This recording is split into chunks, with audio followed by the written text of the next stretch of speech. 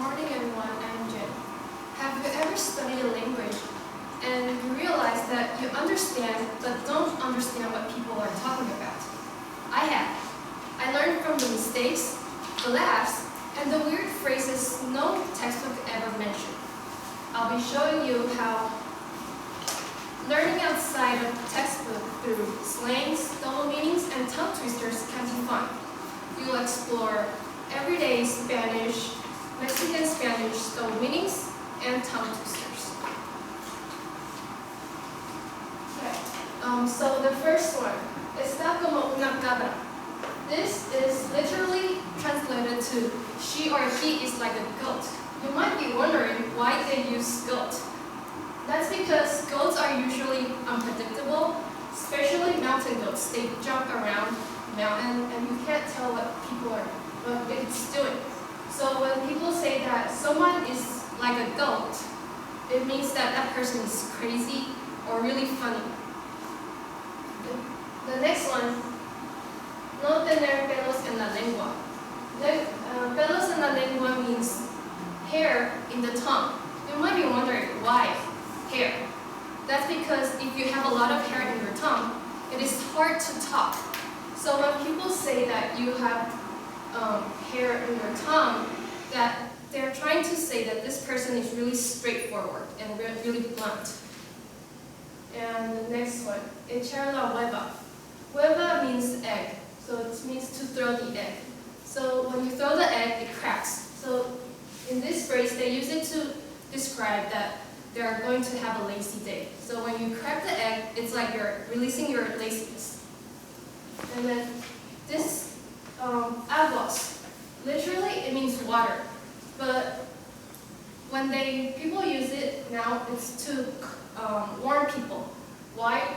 Because before, when people used to dump water outside. So to warn the people walking around the streets, they will yell, aguas, to warn you that there's water coming up. And wait, there's two reasons that you chose to explain wait. So first, it literally means ox, the cow. But it's not to be mean to people. It used to be mean, like to call people names as a cow. But now, people use it more like they're calling their friends bro or dude. But some people will think that they're calling guys gays, but it's not because gays because of the sound, way sounds similar. Okay, so a tongue twister. This is a tongue twister we used to play a lot when I was a kid with my friends.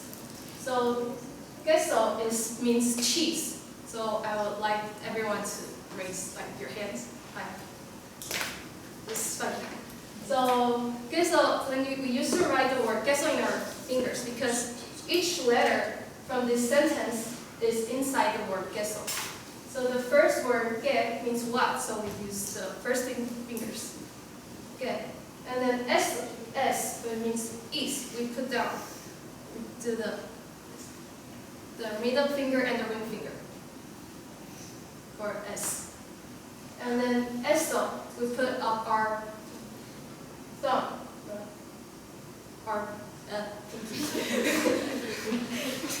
eso. And then we repeat eso again, so we usually just do this again, eso. And then we repeat, just put down the pinky, or S, and then queso. So it means, what is this? This is cheese. So we do que, es, eso, eso, es, queso. And then we try to do it faster. Que, es, eso, es, queso.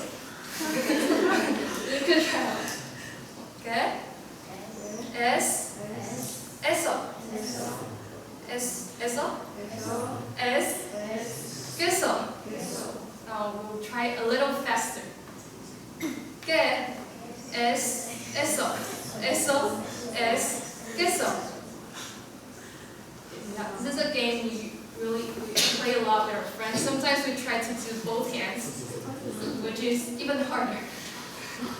It's kind of you try to balance both your hands and your mouth and your brain together. Yeah. So these are some hard names to say in Spanish.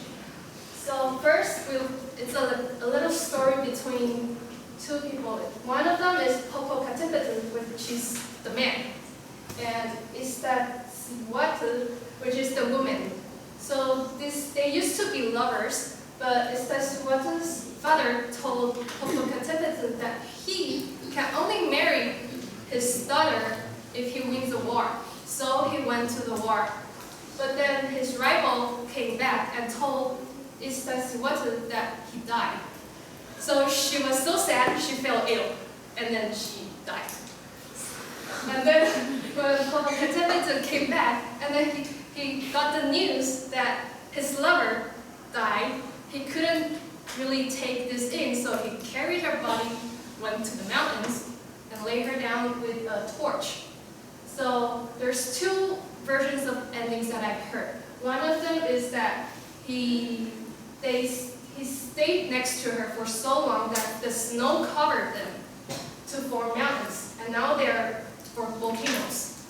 And the other ending I've heard is that the gods were so touched by Popocatépetl love for his Iztaccíhuatl, they made him into mountains together for them to be eternally together. Right now, Iztaccíhuatl is a dormant volcano, and Popocatépetl is a live volcano. People would say that every time the volcano shakes, is that like it's releasing its anger. And then this one, Parangaricutirimícuaro.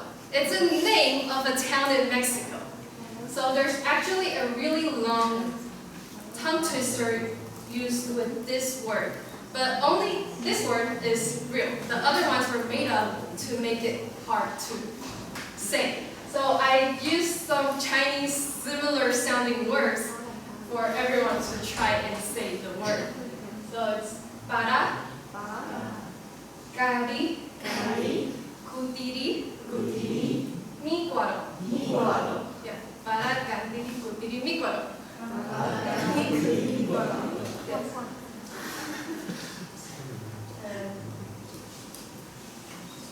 So today we explored everyday Mexican double language and tongue twisters. Spanish is colorful and creative.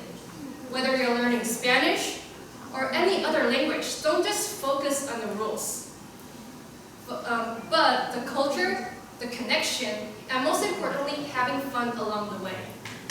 Now we have some time for questions. Do you have any questions?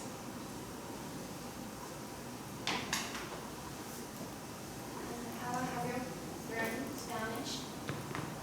So you want to know how long I've learned Spanish?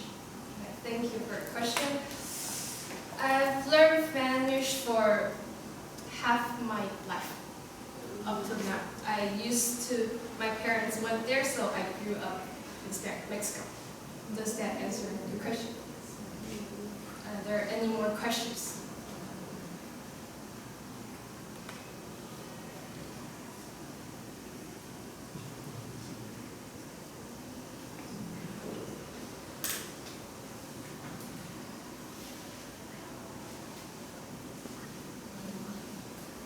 Do you think if I learn Spanish first, then I learn the other European languages will be easier for me?